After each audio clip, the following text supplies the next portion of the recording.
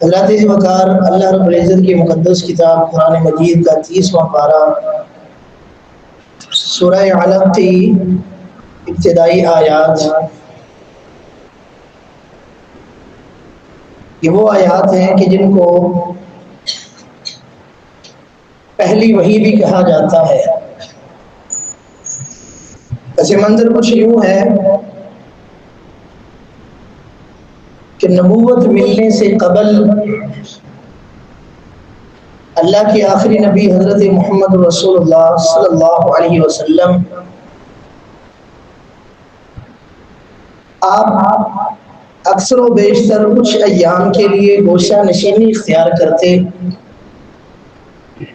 آپ غار حرا میں تشریف لے جایا کرتے، کئی راتیں وہیں پہ رہتے اور اللہ کی عبادت کرتے۔ اگرچہ ابراہیم علیہ السلام کا دین کافی حد تک اس میں تبدیلیاں کر دی گئی تھی، لیکن کہیں نہ کہیں اس کی کچھ نہ کچھ اصل حالت باقی تھی۔ تو مکہ میں گنتی کے چند افراد ایسے تھے کہ جو اس عالم میں بھی کہ جب بتوں کے نام کی عبادت کی جاتی تھی، نظر و نیاز کی جاتی تھی، چڑھاوے چڑھائے جاتے تھے، بتوں کے نام پہ قربانیاں کی جاتی تھی، گنتی کے چند افراد تھے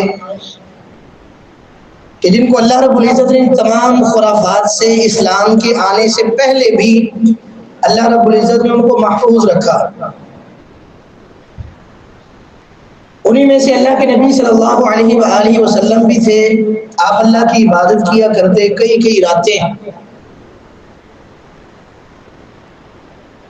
آپ ایک روز اسی طرح عبادت میں غور و فکر میں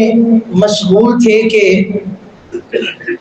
جبریل امین اپنی اصلی حالت میں،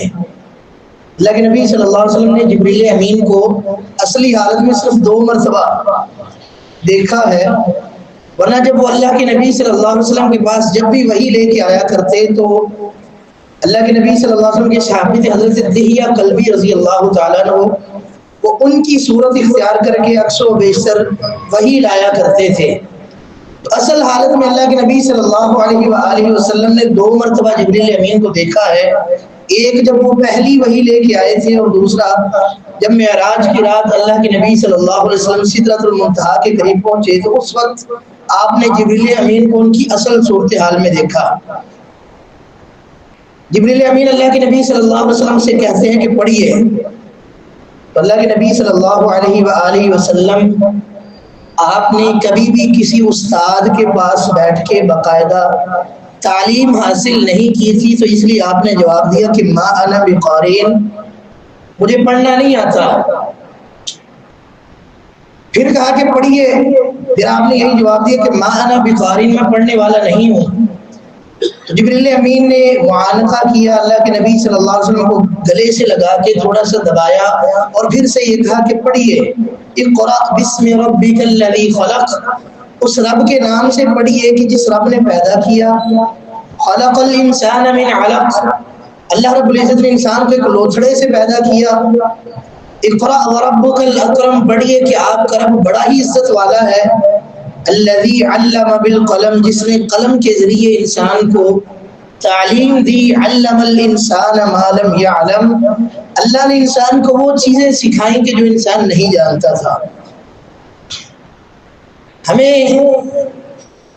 یہ تو معلوم ہے کہ حضرت آدم علیہ السلام کو اللہ رب العزت نے یہ اعزاز اور شرف بخشا کہ اللہ نے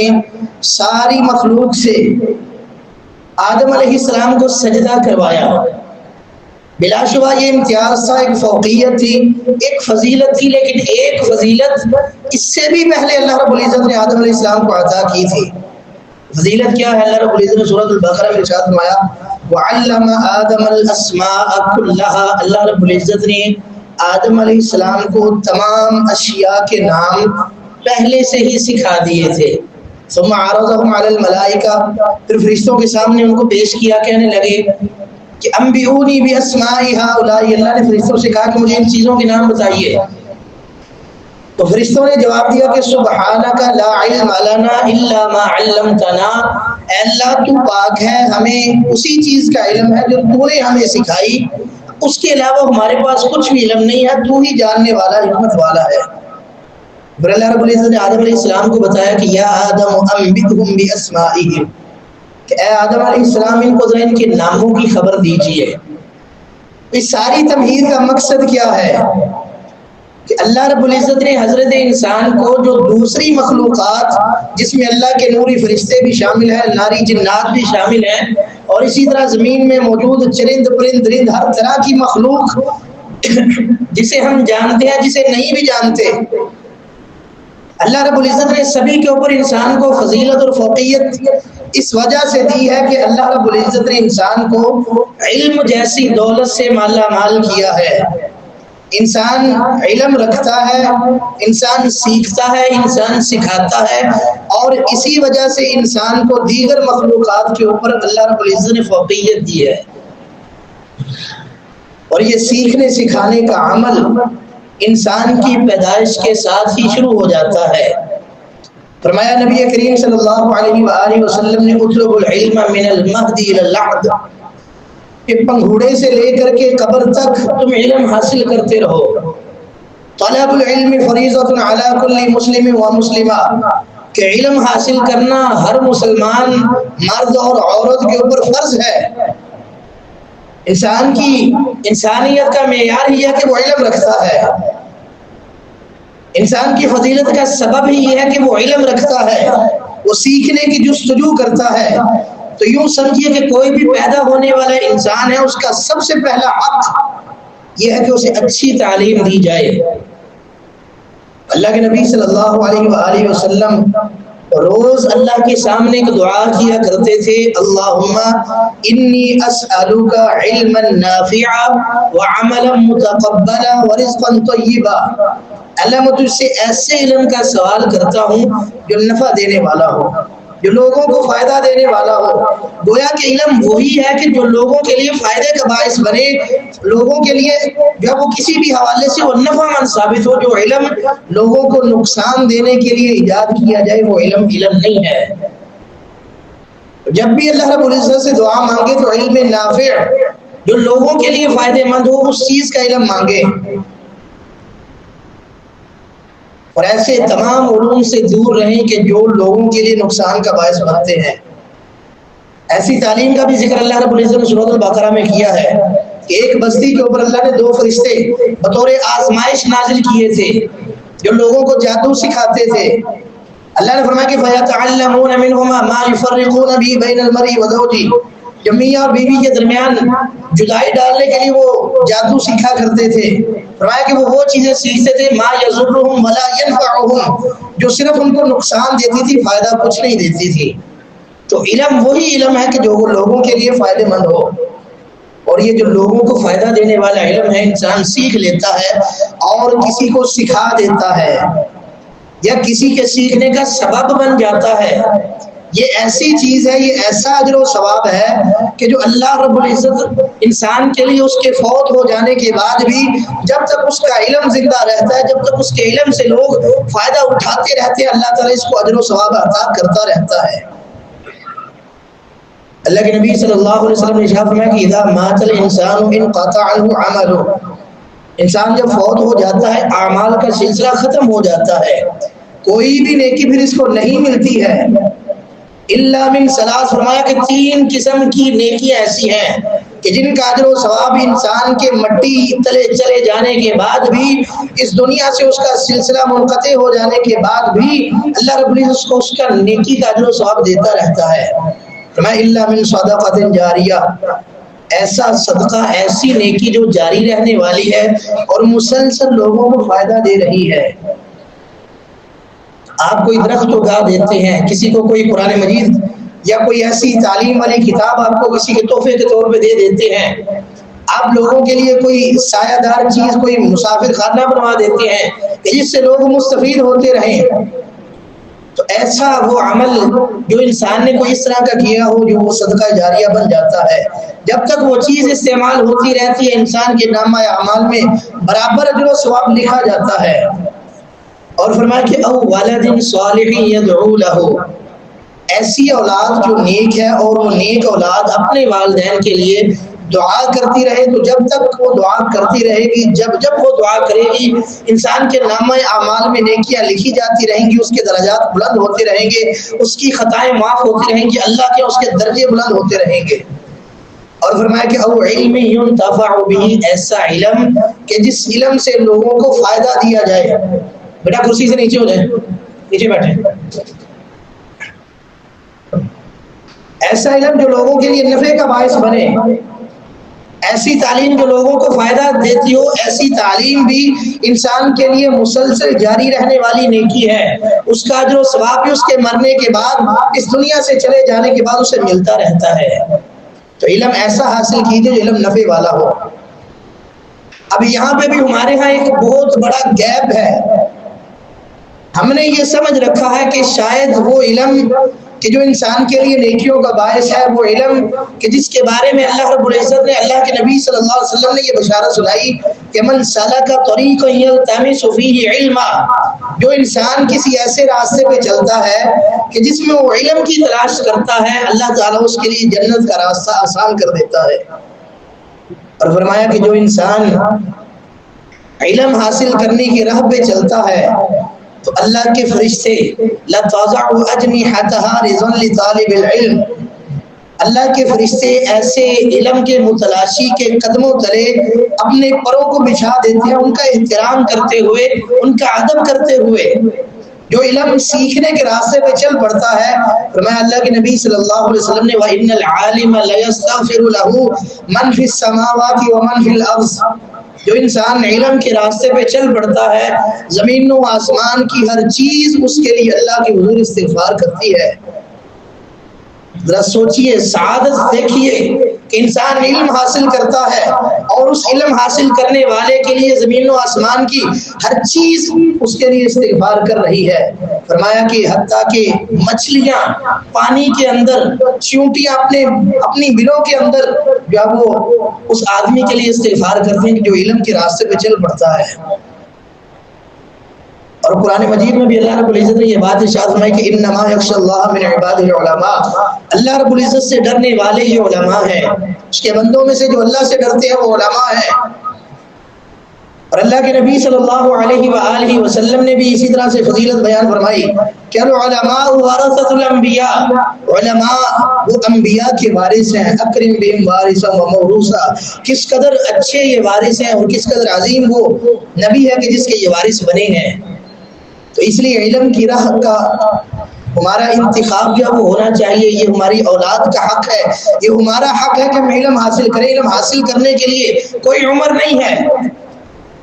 اب ہمارے سامنے دو راستے ہوتے ہیں، ایک دین کا راستہ ہے، ایک دنیا کا راستہ ہے۔ ایک ایسا علم ہے کہ جس کا ہمیں فائدہ، جس کا زیادہ تر تعلق آخرت کے ساتھ ہے، انسانی زندگی سنور جاتی ہے، اس میں اخلاقیات وغیرہ کی تعلیم ہے، زندگی گزارنے کا، رہن سہن کا طریقہ ہے۔ ایک وہ علم ہے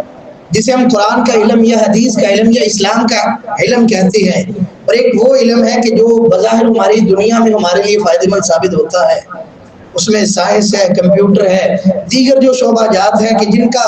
فائدہ خالصتاً ہمیں دنیا میں زندگی گزارنے کے لیے ہوتا ہے۔ عمومی طور پہ شاید یہ ہم سمجھتے ہوں کہ اس کا اجر نہیں ملتا یا اس کا کوئی ثواب نہیں ہے، تو بات یہ ذہن میں رکھیے، اللہ کے نبی صلی اللہ علیہ وسلم نے فرمایا انما الاعمال بالنیات، اعمال کا دار و مدار انسانوں کی نیتوں کے اوپر ہے۔ کہ ہم بچے کو اسکول میں داخل کرواتے ہیں، ہماری یہ نیت یہ ہوتی ہے، صرف اتنی ہوتی ہے کہ یہ بچہ کچھ پڑھ لکھ جائے، اس کا مستقبل محفوظ ہو جائے، بس ہم نیت ہی یہاں تک کرتے ہیں، ہم سوچتے ہی یہاں تک ہیں۔ ایک بالغ بچہ اپنے عقل و شعور کے ساتھ کسی یونیورسٹی میں، کسی انسٹیٹیوٹ میں داخلہ لینے جاتا ہے، کسی بھی فیلڈ میں، اس کی بھی نیت فقط اتنی ہوتی ہے کہ میرا مستقبل، میرا فیوچر سیکیور ہو جائے، محفوظ ہو جائے، میں زیادہ سے زیادہ کما سکوں، بس۔ اگر اس نیت کے اندر یہ بات شامل کر لی جائے کہ میں یہ اعلیٰ تعلیم حاصل کرنے لگا ہوں، دنیا میں جو مجھے فائدہ ملے گا، لیکن میری یہ کوشش ہے، میری یہ خواہش ہے کہ اس علم کے ذریعے میں اسلام کو، مسلمانوں کو کوئی فائدہ پہنچا سکوں،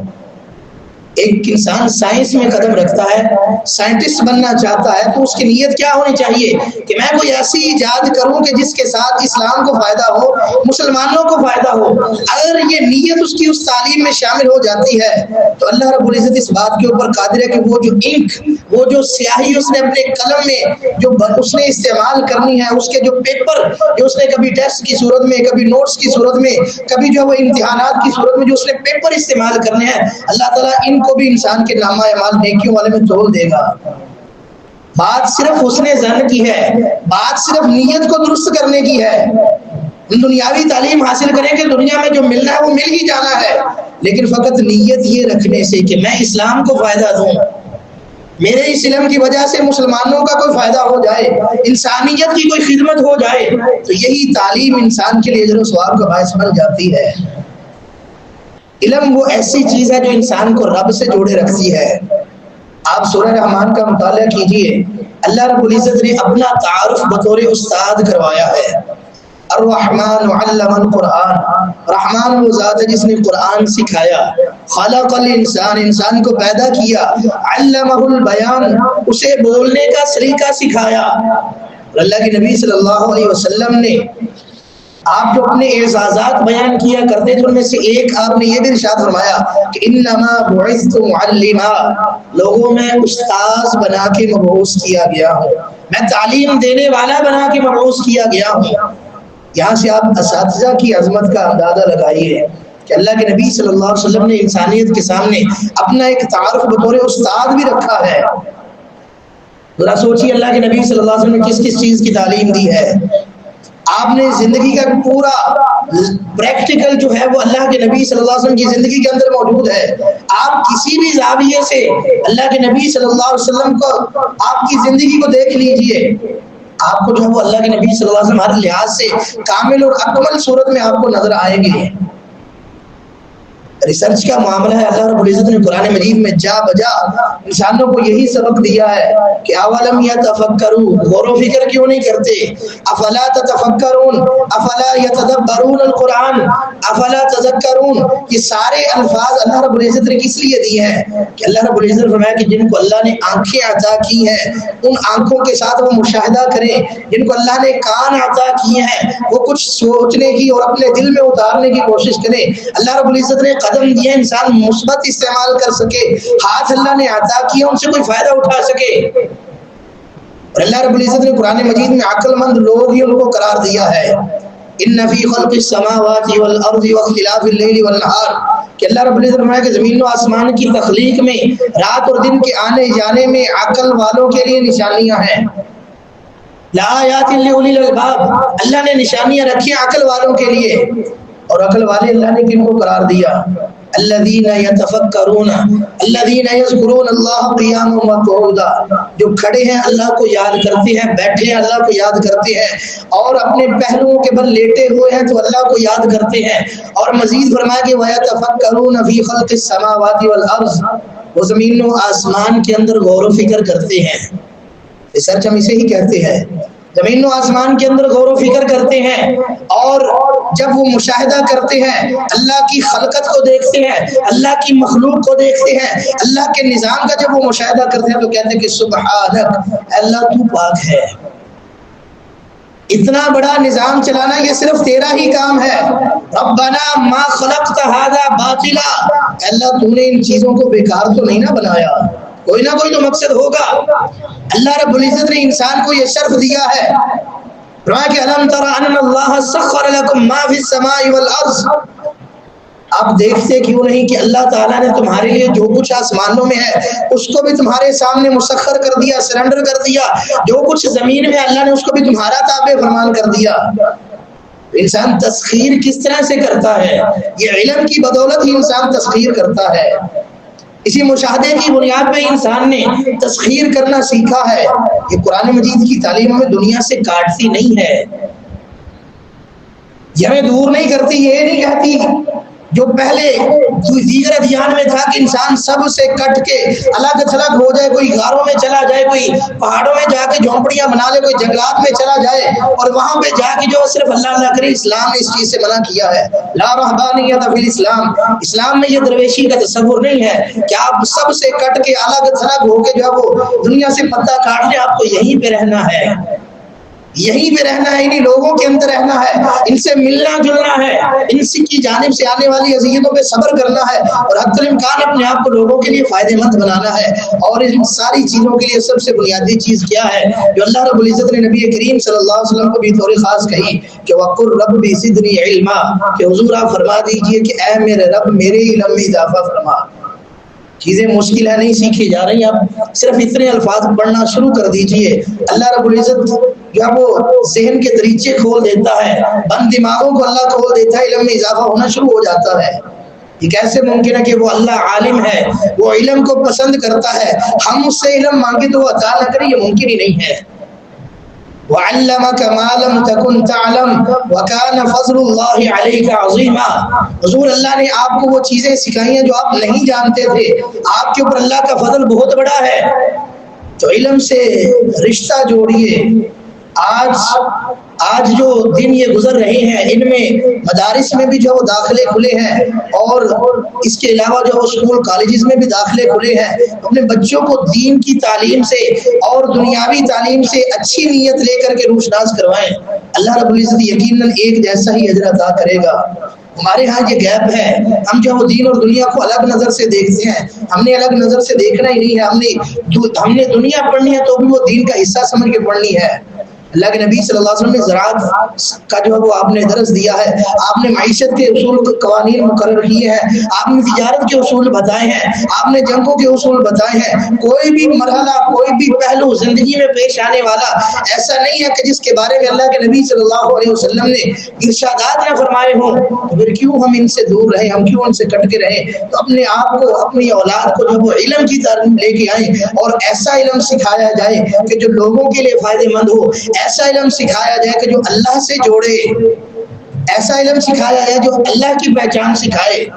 ایسا نہیں ہے کہ ہم پڑھ لکھ جائیں، ہم جب اللہ کا انکار کرنا شروع کر دیں، یہ علم انسان کے لیے نافع نہیں ہے، یہ انسان کے لیے نقصان دہ علم ہے جو اللہ سے دور کرے۔